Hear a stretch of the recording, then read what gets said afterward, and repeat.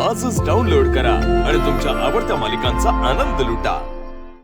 आज मी सगळ्यांसाठी स्वतःच्या हाताने जेवण बनवलंय। सो कुणाला काही लागलं तर प्लीज मला सांगा, मी वाढेन। तू या घरात नवीन आहेस असं वाटत सुद्धा नाही। किती पटकन सगळ्यांमध्ये मिसळलीस।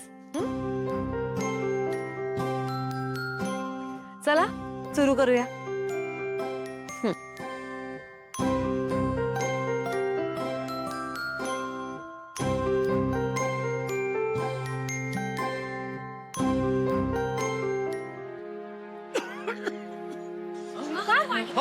अरे पाणी घे घे, पाणी पी, पाणी पी। वर बघ, पाणी पी। सावकाश। वर बघा, वर बघा। ते तिखट लागलं। साजिरी, आजचं जेवण तू बनवलं होतंस ना? मी तुला सांगितलं होतं की पारू कडून सगळ्या गोष्टी शिकून घे म्हणून। मग पारूने तुला हे नाही सांगितलं का की श्रीकांतला तिखटाची ॲलर्जी आहे, त्याच्या जेवणात तिखट नसतं घालायचं म्हणून? झणझणीत बनवलीस ना भाजी? तर्री वगैरे दिसत नाही या भाजीवर आणि वास पण नॉर्मलच येतोय। नक्की झणझणीत बनवलीस ना? अजून तिखट खातो आम्ही। तू एक काम कर, हे घे, टाक मसाला।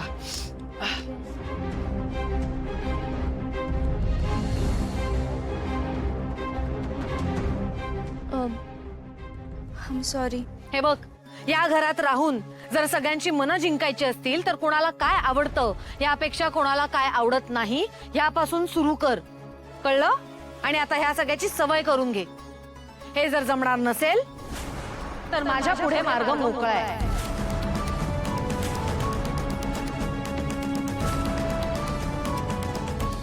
देवी आई, यात साजिरी मॅडमची काय बी चूक नाहीये। मीच त्यांना सांगायला विसरले। पारू,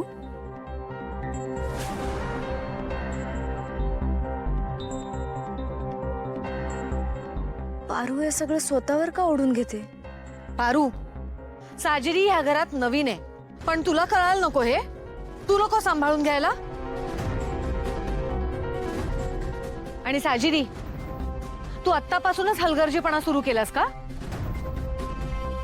हे बघ, श्रीकांतच्या बाबतीत इतकं कॅज्युअल राहणं मला चालणार नाही, कळलं? साजिरी मॅडमनी असं कसं काय केलं?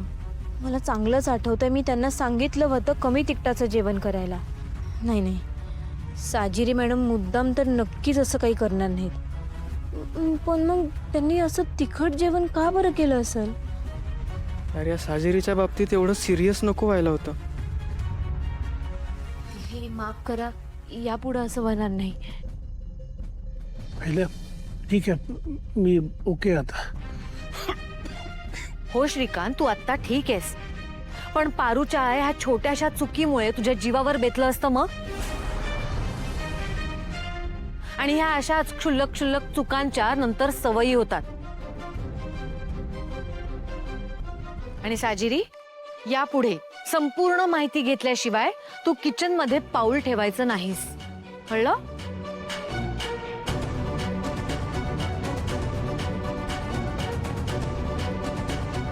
बाबा,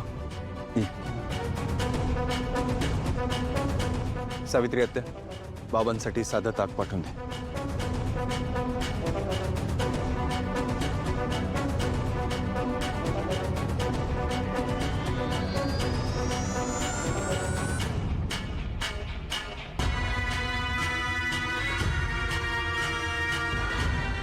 कळलं? कळलं ना मॅडम काय म्हणत होत्या ते? लक्षात ठेव। पण असू दे, जेवण चांगलं होतं, आवडतं मला।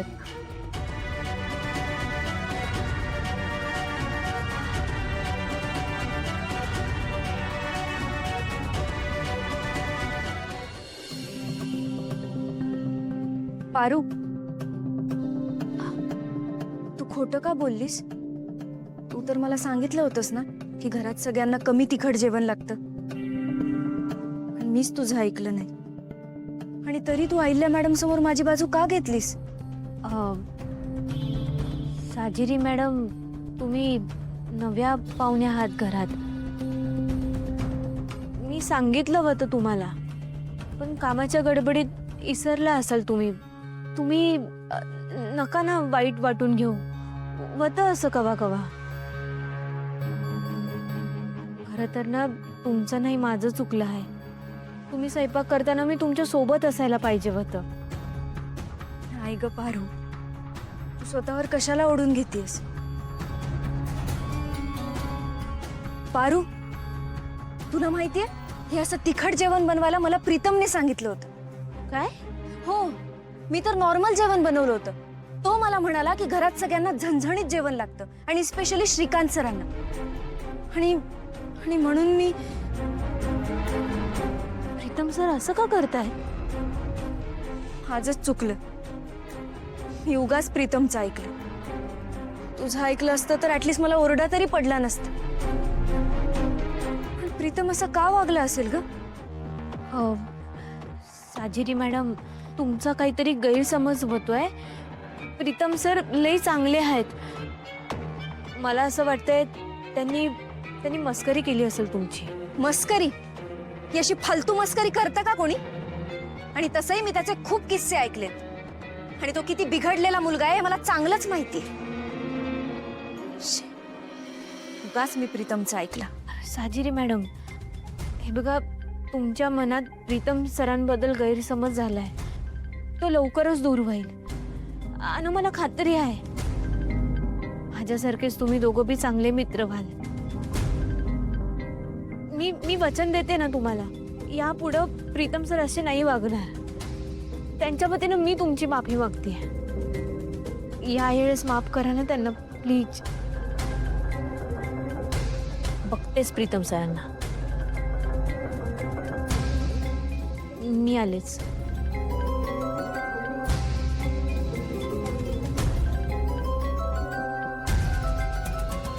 काय झालं प्रीतम? तुम्ही एवढे डिस्टर्ब का आहात? बाबांना बरं वाटत नाहीये म्हणून काळजी वाटते का तुम्हाला? हे बघा प्रीतम, तुम्ही नका काळजी करू. बाबांना बरं वाटेल. डोंट वरी. काय बी समजवू नका यांना. तुम्हाला माहित आहे आज यांनी काय केलंय? काय? काय केलंय? आदित्य सर, तुम्हाला विश्वास नाही बसणार. प्रीतम सरांनीच त्या मॅडमना सांगितलं होतं समद्या जेवणामध्ये जास्तीचं तिखट मिसळायला. काय? प्रीतम, काय बोलते पारू? प्रीतम, तुम्ही सांगितलं होतं त्या साजरीला जास्त तिखट टाकायला जेवणात. प्रीतम, अहो काय ऐकते मी? खरं बोलते का पारू? ब्रो, प्रीतम, तुम्ही का आणि कशासाठी केलंय सगळं? तुम्हाला माहिती आज बाबांना किती त्रास झाला या सगळ्यामुळे. का असं वागताय तुम्ही? पारूसाठी केलं मी सगळं.